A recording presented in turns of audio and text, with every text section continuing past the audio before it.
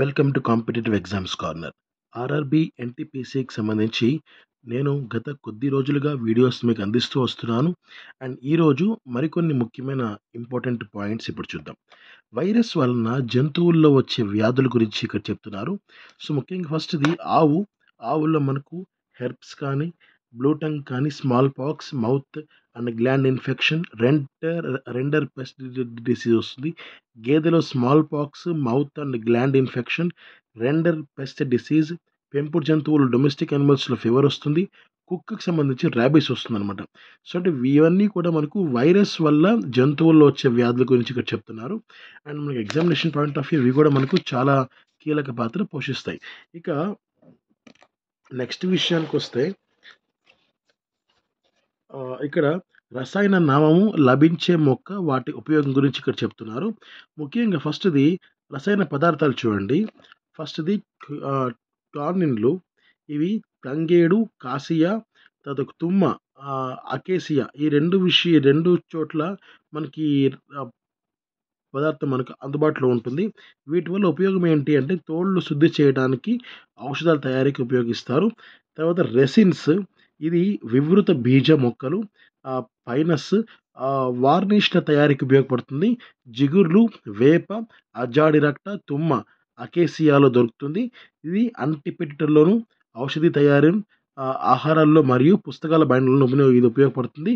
Next లేటిక్స్, ఇది యుఫోర్బియేసి, next అఫోసైనేసి and అస్క్లిపియడేసి మొక్కల్లో మనకు ఇది అందుబాటులో ఉంటుంది.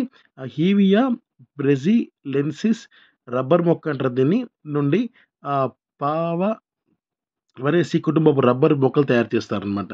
సో ఇలా ఉపయోగపడుతుంది. అండ్ ఇక్కడ మనకు ఫలాలు తినడానికి ఉపయోగపడే భాగాలు ఉంటుంది. అండ్ మనకు కొన్ని ఫలాలు కేవలం మనకు మొత్తం మనకు ఉపయోగపడకపోవచ్చు. కేవలం ఫర్ ఎగ్జాంపుల్ అరటిపండు ఉంటుంది. సో అరటిపండు లోపల ఉన్న గుజ్జు మాత్రం మనకి హెల్త్ పరంగా మనకు ఉపయోగం ఉంటుంది. బట్ పైన ఉన్న తోలు ఏదైతే ఉంటుందో అది మనకు అందుబాటులో, అది మనకు పెద్దగా ఆరోగ్యం కాదు కదా. సో అలా అనమాట. ఫస్ట్ది యాపిల్ విషయానికి వస్తే ఇది పుష్పాసనం, థెలామస్ భాగం మనకు తినడానికి ఉపయోగపడుతుంది.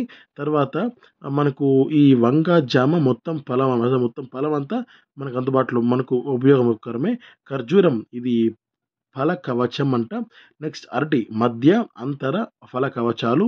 ద్రాక్ష ఫల కవచం, అండన్యాసం.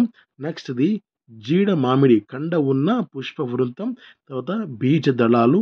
మామిడి మధ్య ఫల కవచం, మీసోకార్ప్. నెక్స్ట్ సిట్రస్ అంతర ఫల కవచంలోని రసయుత కేశాలు. తాటి మధ్య ఫల కవచం, అంకురచ్ఛదం. తర్వాత అపరాలు విత్తనాలు, నట్స్ అన్నమాట. నెక్స్ట్ది కొబ్బరి అంకురచ్ఛదం, ఎండోస్పర్మ్. అండ్ ధాన్యాలు అంకురచ్ఛదం. దానిమ్మ రసభరిత బాహ్య బీజ కవచం. తర్వాత పనస కండ ఉన్న పరిపత్రం విత్తనాలు. తర్వాత మల్బరీ మొత్తం ఫలమంతా మనకు ఉపయోగకరమే.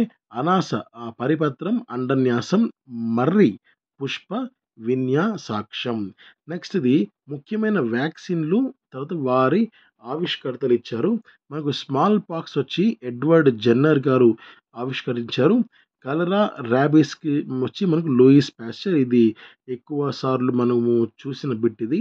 తర్వాత డిప్తీరియా పెర్టుసిస్ టిటానస్, ఇది ఎమిల్ అడాల్ఫ్ వాన్. తర్వాత బెల్మింగ్ కీ, Shibasaburo, Kitasato. Next TB vaccine. So TB అంటే తెలుసు కదా, tuberculosis. So Leon Calmette కీ, కామిల్లే గురైన్. నెక్స్ట్ది పోలియో, జోనాస్ ఈ సాల్క్. నెక్స్ట్ది measles, John F Enders. Insulin, F Banting. నెక్స్ట్ది పెన్సులిన్, అలెగ్జాండర్ ఫ్లెమింగ్ అనమాట. సో ఇవి మనకు ముఖ్యమైన ఇంపార్టెంట్ అంశాలు ఇప్పటిదాకా. నెక్స్ట్ విషయానికి వస్తే మనకేంటంటే మిశ్రమ లోహాలని ఇక్కడ వాళ్ళు ఇవ్వడం జరిగింది. సో మనకు ఇక్కడ అబ్జర్వ్ చేస్తే స్టెయిన్లెస్ స్టీల్ వచ్చి మనకు ఫెర్రస్, కార్బన్, క్రోమియం. మనకు అల్క్లాడ్ వచ్చి అల్యూమినియం పూతగల డ్యూరా అల్యూమినియం. నెక్స్ట్ వచ్చి మనకు ఫాస్ఫరస్, బ్రాంజ్, కాపర్ 94% ఉంటుంది. సిలికాన్ 5%, ఫాస్ఫరస్ 1% ఉంటుందన్నమాట. అంటే ఆ లోహం అన్నమాట. నెక్స్ట్‌ది సిలికాన్, బ్రాంజ్ విషయానికొస్తే సిలికాన్, ఫెర్రస్, క్యూప్రస్ ఈ 3 ఉంటాయి. నెక్స్ట్‌ది బరాన్, ఇవి కాపర్ 78% ఉంటే సిలికాన్ 22% ఉంటుంది. నెక్స్ట్‌ది బబ్బిట్ లోహం, తగరం 88-90% ఉంటుంది. Antimony 7.4%, copper 3.7%. నెక్స్ట్‌ది కఠిన బబ్బెట్, తగరం 90% ఉంటుంది. సీసం 4.5%, యాంటిమోనీ 4.5% లేదా తగరం 83%, కాపర్ 85%, యాంటిమోనీ 8.5%.